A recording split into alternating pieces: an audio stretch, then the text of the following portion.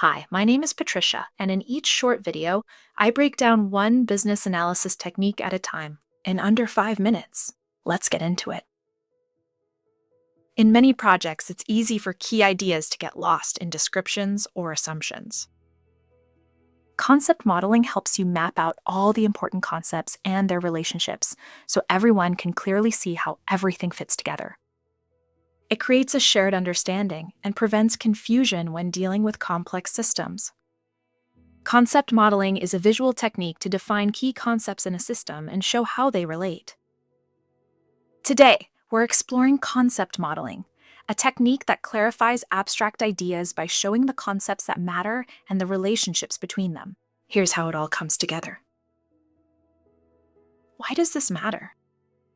Abstract concepts can be interpreted differently by different team members, and that often leads to miscommunication.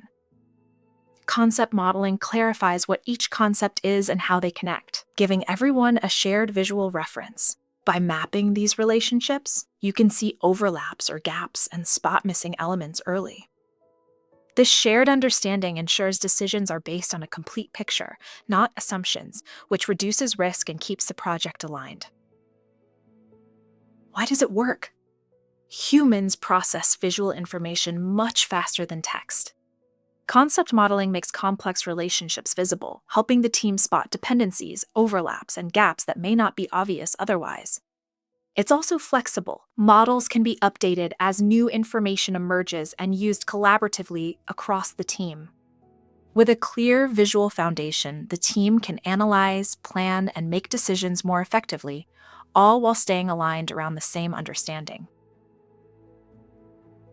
When should you use concept modeling?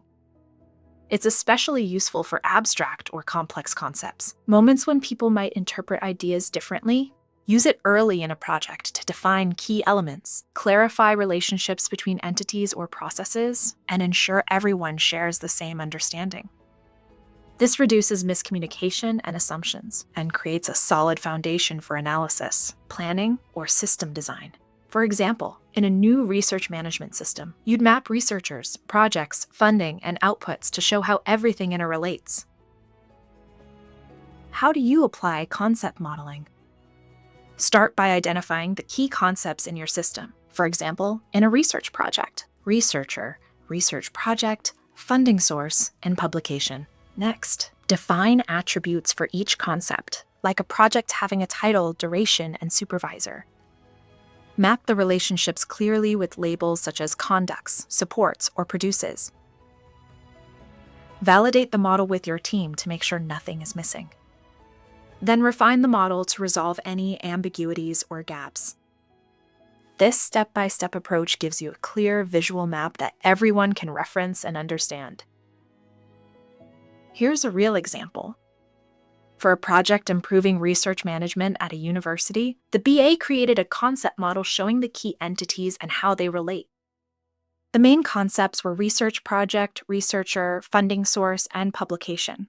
Relationships included researcher conducts project, funding source supports project, and project produces publication. Attributes like project title, duration, and supervisor were also mapped. This model helped the team see all connections clearly, spot missing links, and ensure everyone understood how the elements interacted. For example, they noticed some publications weren't linked to funding sources, something that could have created reporting gaps later.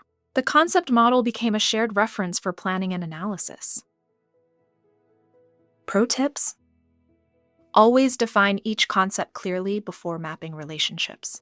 Label the connections so the type of relationship is obvious. Validate the model with stakeholders to ensure nothing is missing. And highlight critical nodes or dependencies so the team knows where to focus. This keeps the model accurate and useful throughout the project.